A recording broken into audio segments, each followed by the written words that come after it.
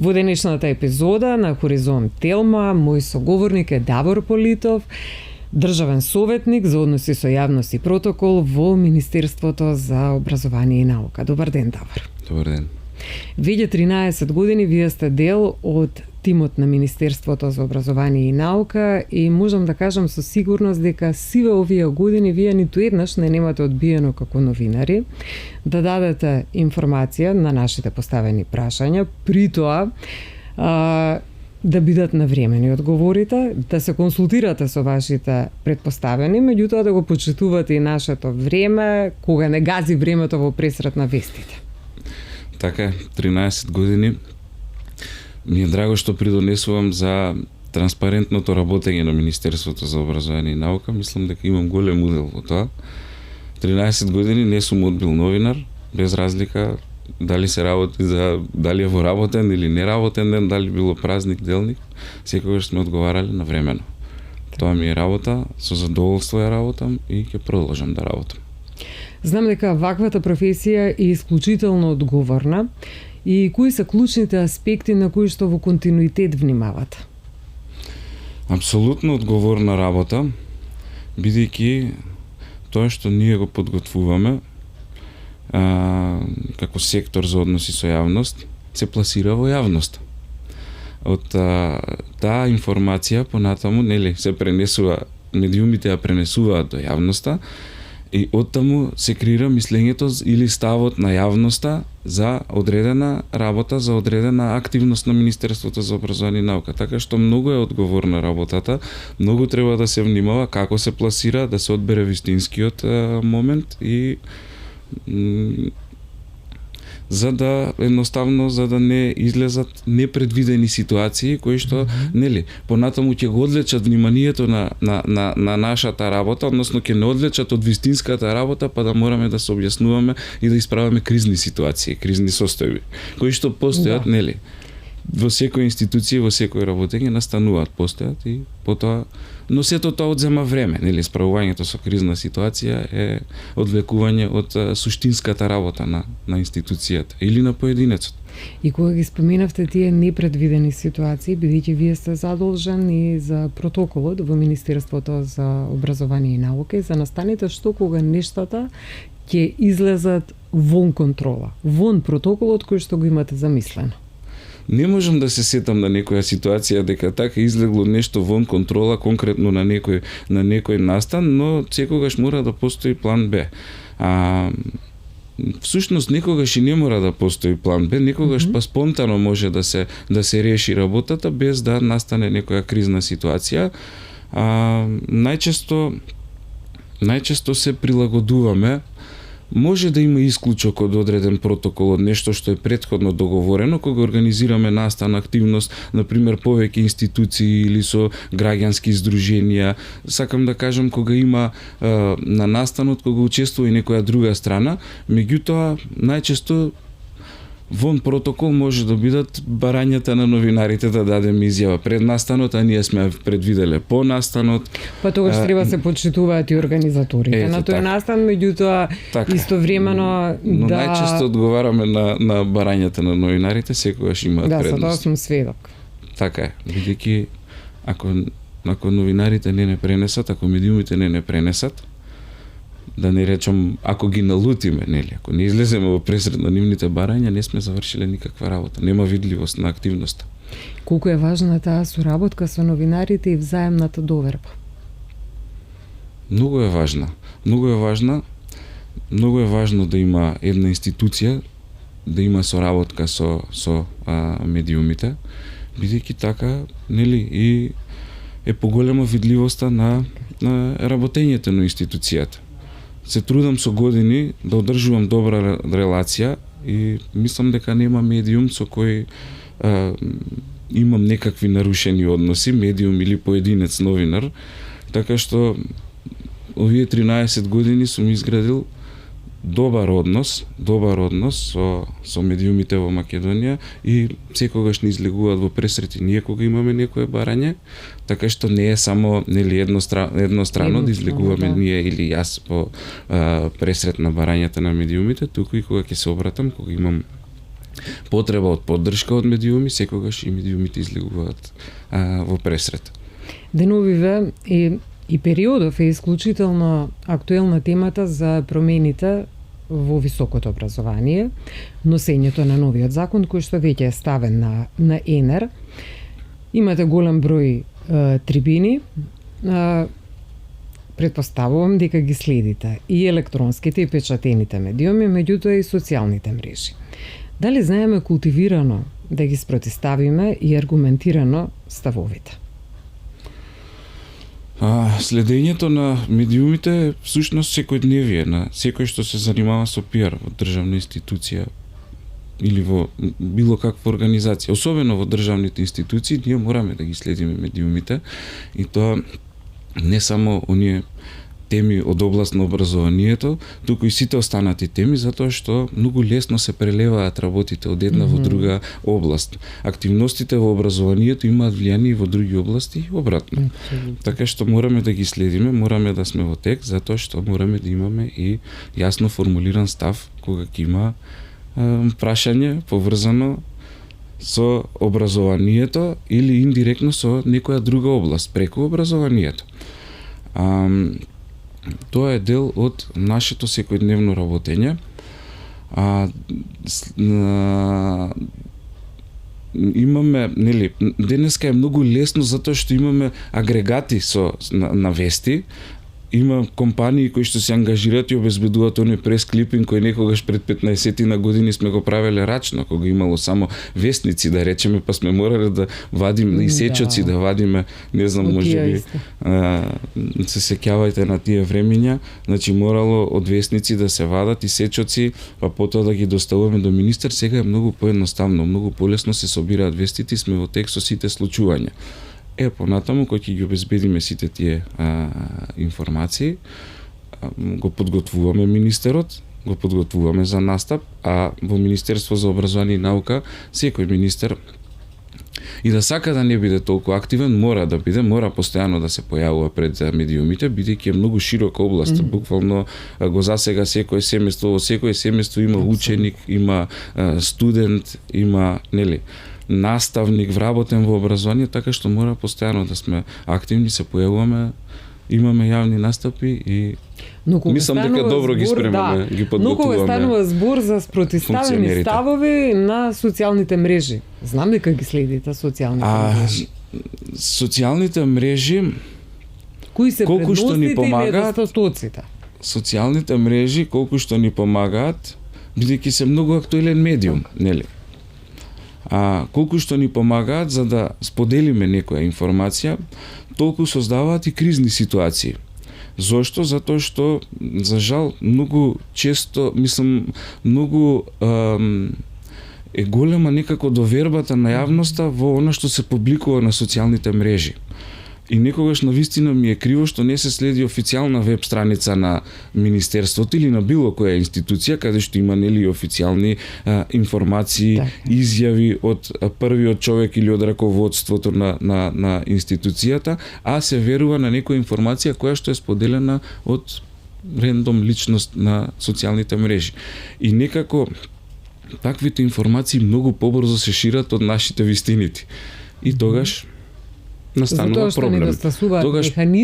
Тогаш повторно доаѓаме до ситуација да ни се одвлече вниманието наместо на суштинската работа, да се занимаваме со креирање и имплементирање на оние правите политики за подобар квалитет на образованието во Македонија. Ние мораме да гаснеме, нели, жаргонски кажано, да гаснеме пожари. На кое ниво е свеста? Говорам за Македонија, за научно-истражувачката дејност. И колку е важно да се има национална стратегија за научните истражувања и за образованието воопшто. Недоволно висока е свеста, да бидам искрен, недоволно висока свеста колку е важна научно-истражувачката дејност. Нашето општество може да се развива исклучиво ако вложуваме во знаењето на граѓаните, исклучиво ако вложуваме во развојот на науката, на апликативната научно-истражувачка дејност. Бидејќи ние немаме, како држава, не сме голема држава и немаме толку многу природни ресурси кои што можеме да ги понудиме на светот.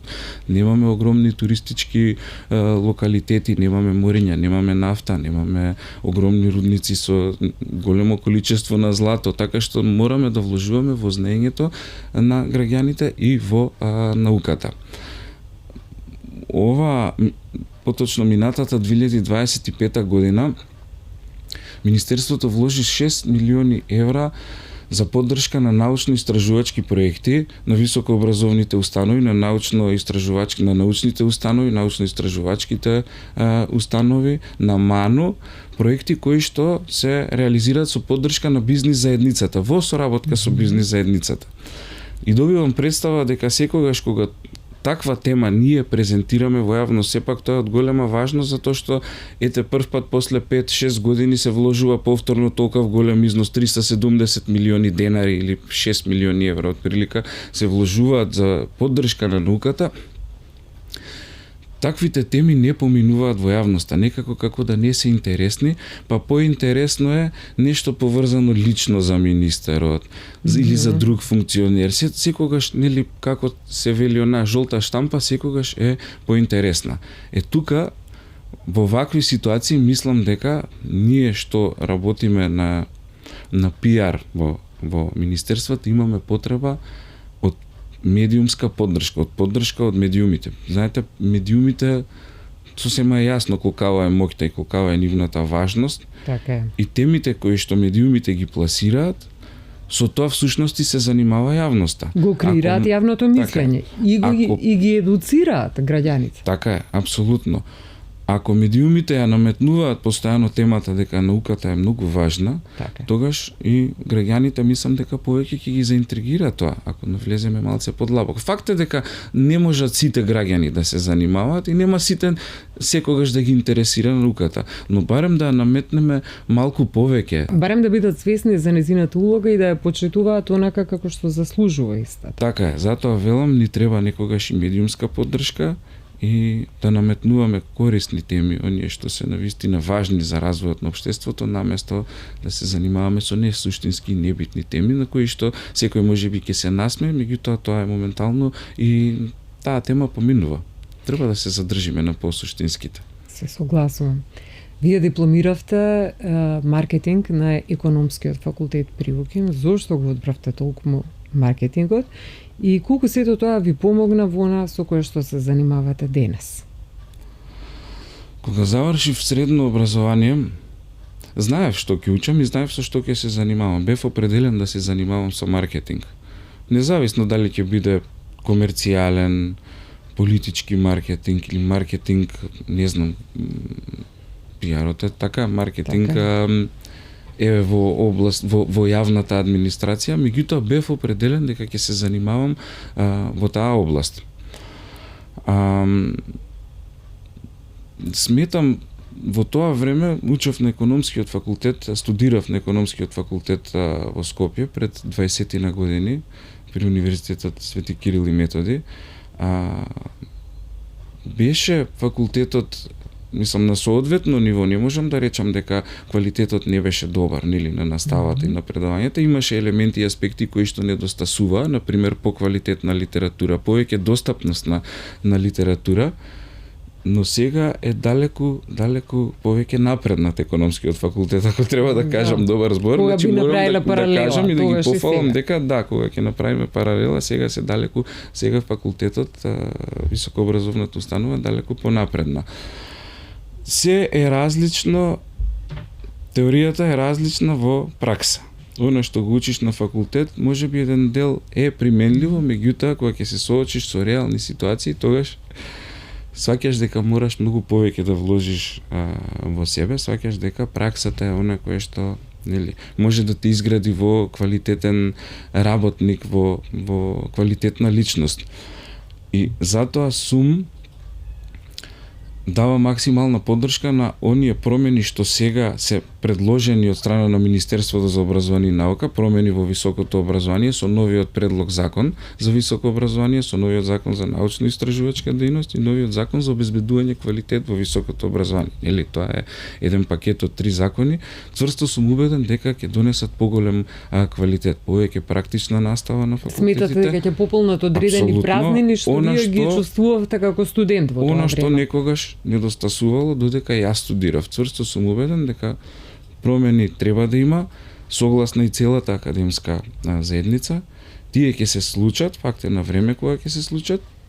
Убеден сум затоа што и ситуацијата е таква, созряно и дојдено е времето дека мораме да направиме крупни промени, да имаме поквалитетно високо образование. Гледате, ние немаме факултет на никогаш не сме имале високо образовна установа меѓу најдобрите 1000 на Шангајската ранг листа, но последниве години па немаме ниту меѓу на поширока Шангајска ранг листа на која што некогаш бил УКИМ, листа од 2000 универзитети. И кога би требало да ги лоцирате причините? На причините, многу често ги споделуваме со јавноста кои се причините за падот на квалитетот на високото образование. Со законот во 2018 година мислам дека малку се релаксираа повеќе критериумите за напредување во академски звања во високото образование на факултетите. Се бараше помалку научно-истражувачка работа и од тука некако мислам дека во тој дел малку затаивме, а видливоста на високообразовните установи меѓу другото и преку научно-истражувачката работа. Колку повеќе вложувате во наука, во трудови, во научно-истражувачки трудови кои се објавуваат во меѓународни списанија со фактор на влијание, со импакт фактор, толку сте повеќе видливи меѓу светската академска заедница. Така што тоа ни недостасува и тоа го има сега во новиот закон, ни недостасува повеќе соработка со меѓународна соработка на нашите универзитети со странски, ни недостасуваат интердисциплинарни студии, ни недостасува стручни, кратки стручни студии за усовршување на оние кои што веќе се вработени, да речеме, во бизнис секторот, така што сето тоа сега сето тоа сега се воведува и цврсто сум убеден дека ќе успее. Потребна е промена и ќе успее промената. Сега повторно ќе ве вратам на маркетингот, но овој пат маркетингот и вештачката интелигенција и колку е сето тоа применливо во вашата професија? Маркетингот и технологијата паралелно се развиваат, се следат на и ние што работиме во областа на маркетингот мораме да ги следиме и да ги применуваме новите технологии. До пред известно време можеби бев и против примената на вештачка интелигенција, меѓутоа сваќате дека тоа е олеснува работата ако правилно ја применувате, да. Не зборуваме да се злоупотребува, нели, него правилно да се применува. Не користам лично, ако ме прашувате, не користам многу алатки на вештачката интелигенција, меѓутоа има и користни, например, она алатка која што сите ја знаат, ChatGPT, може многу да помогне во работата на PR-джиите, нели, но оние што се занимаваат со маркетинг, може многу да помогне, некогаш ми помага и мене за обезбедување некоја информација или за кога некогаш, нели, едноставно паметот е блокиран и ви треба поддршка малку за преформулирање на некоја реченица, но никако за пишување говори или целосни ставови. И дали знаете да ги пишете? Дали знаете да ги препознаете? Апсолутно. Тие говори во кои што се разоткриваат, во кои се разоткриваат сите недостатоци. Тоа ми беше следното.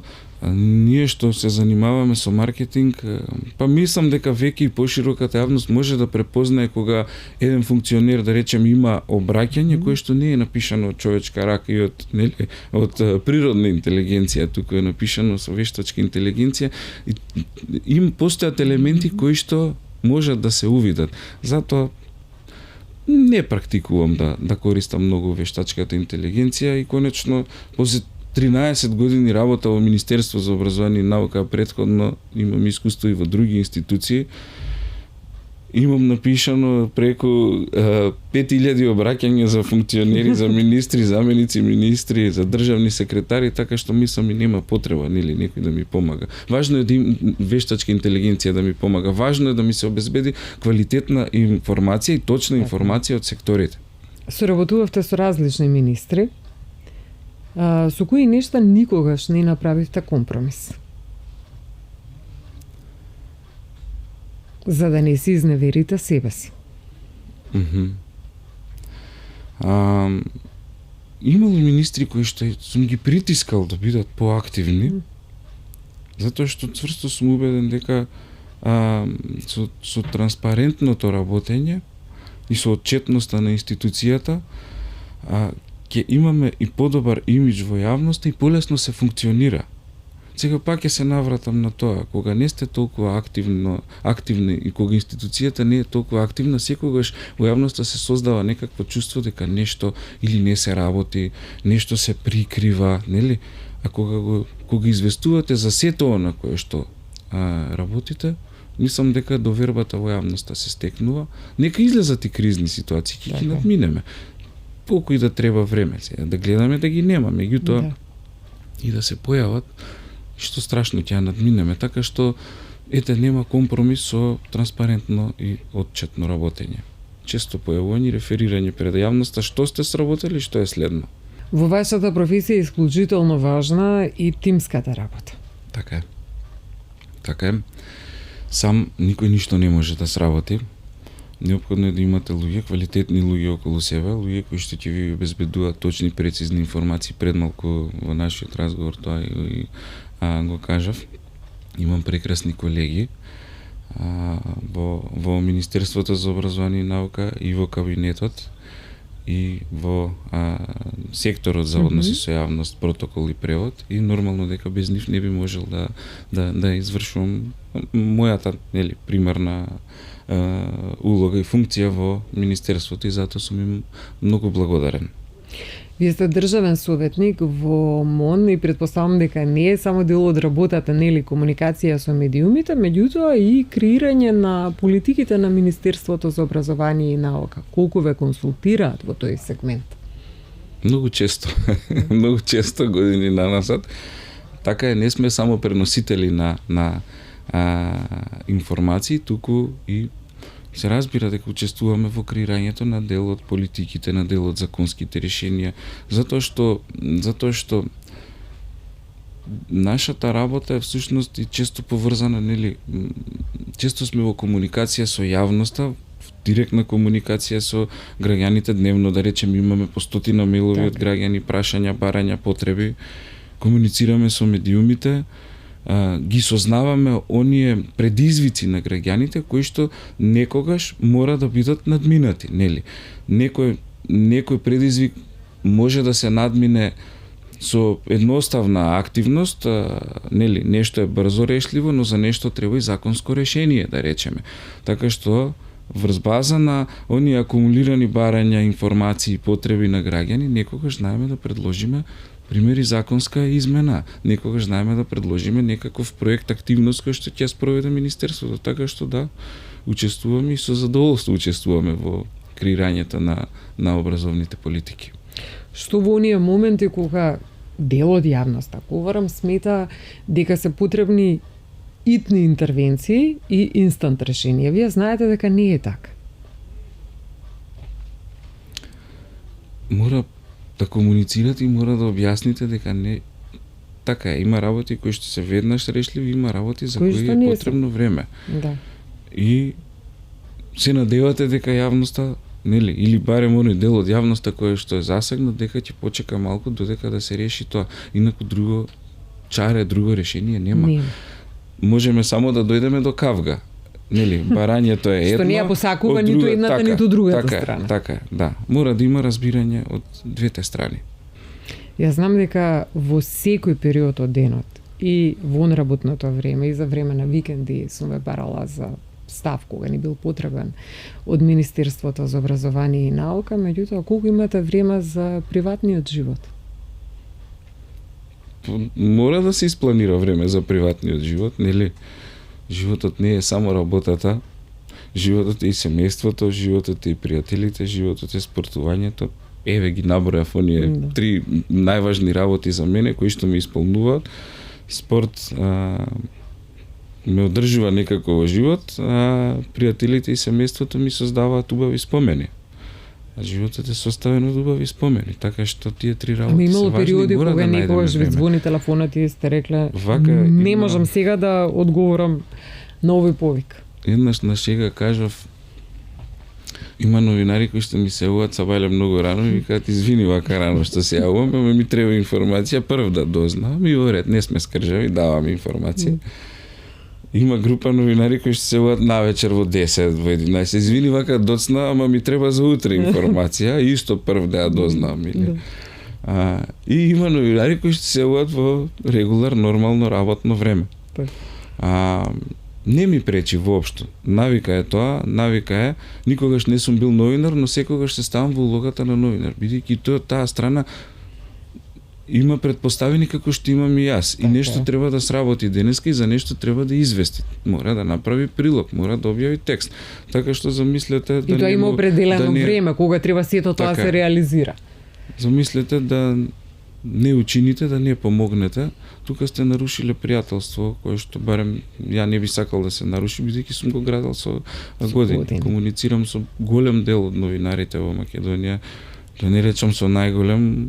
Оти луѓето се тие, нели, само се ротираат областите.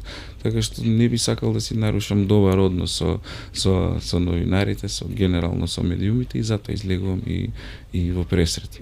И пак ќе речам, тоа е и на обострано задоволство. И често е обострано. Ви благодарам, Политов, за интервјуто. Ми беше задоволство. Благодарам на поканата.